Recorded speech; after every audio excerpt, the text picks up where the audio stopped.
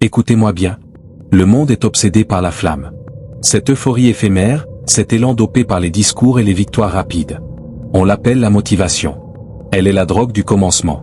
Elle vous fait courir pendant 100 mètres, puis elle s'éteint. Elle vous laisse froid, dépouillé, à blâmer le manque de fuel au lieu de l'absence de structure. C'est une vérité de fer, la motivation est un amant volage. Elle ne se présente jamais quand vous en avez le plus besoin. Le succès, la force, le caractère, tout cela ne se construit pas sur le pic éphémère de l'inspiration. Il se construit dans la vallée ingrate de la constance. Voici notre sujet, homme. Nous allons tuer l'illusion de la motivation et célébrer l'éloge de la volonté froide. Nous allons comprendre pourquoi la constance est l'unique monnaie qui achète la transformation. La motivation n'est pas une compétence. C'est un état émotionnel. Elle est le résultat d'un pic de dopamine, souvent déclenché par une nouvelle idée, une nouvelle vidéo ou la peur du regret. C'est l'étincelle qui allume le feu. Mais demandez à n'importe quel pompier, l'étincelle n'est pas le foyer. Une émotion est la chose qui dépend le moins de vous. S'appuyer dessus, c'est confier votre destinée au vent. Nous avons vu, avec Épictète, que la première étape vers la souveraineté est de distinguer ce qui dépend de nous. La motivation n'en dépend pas. Votre discipline, oui. Notre ère est obsédée par l'immédiateté. C'est le culte du résultat rapide. Amy Morin, experte en force mentale, souligne que les personnes mentalement fortes ne s'attendent pas à des résultats immédiats. Elles comprennent la valeur de la patience et de la gratification différée. La motivation vous dit, fais-le pour le résultat de demain. La constance vous chuchote, fais-le parce que c'est ce que l'homme que tu veux devenir ferait aujourd'hui. L'impuissance naît lorsque l'effort d'aujourd'hui n'est pas immédiatement récompensé. Or, cet effort est une graine. On ne déterre pas la graine pour vérifier si elle pousse. On l'arrose, jour après jour, avec la constance. Quand vous vous reposez sur la motivation, vous surchargez votre volonté.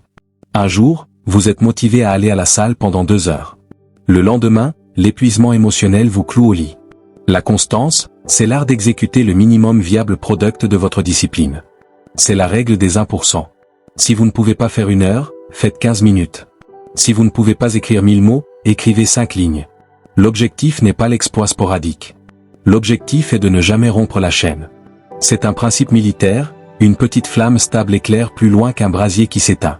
La constance est la preuve que votre esprit est aligné avec vos valeurs, même lorsque vos sentiments s'y opposent. C'est l'intégration de votre volonté à votre identité. C'est là que la construction du caractère intervient. L'homme qui écrit 500 mots tous les jours, même malade, n'est pas en train d'écrire un livre.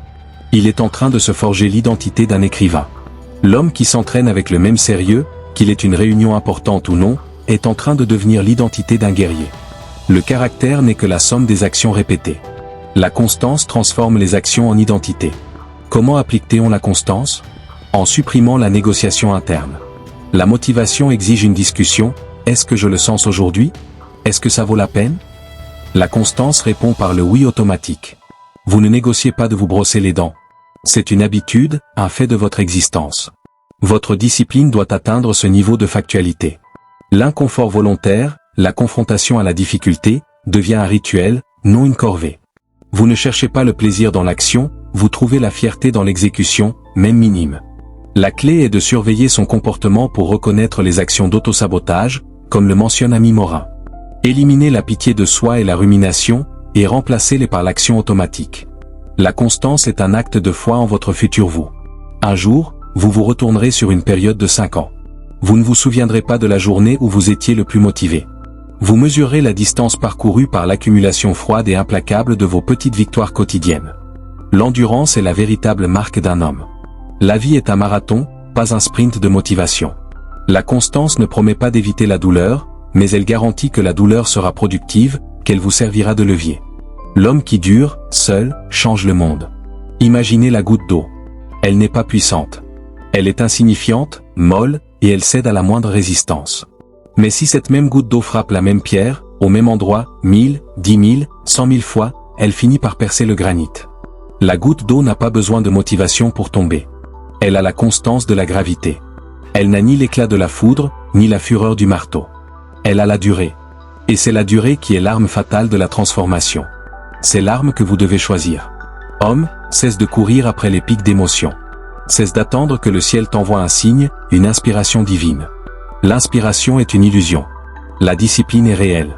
La constance est la manifestation la plus pure de l'amour-propre, car elle prouve que vous vous respectez assez pour tenir les promesses que vous vous êtes faites à vous-même, même lorsque le plaisir n'est pas au rendez-vous. Votre force est dans la répétition. Votre succès est dans la régularité. Forcez la régularité, et la motivation viendra vous servir, non vous diriger. La motivation est un invité. La constance est le maître de maison.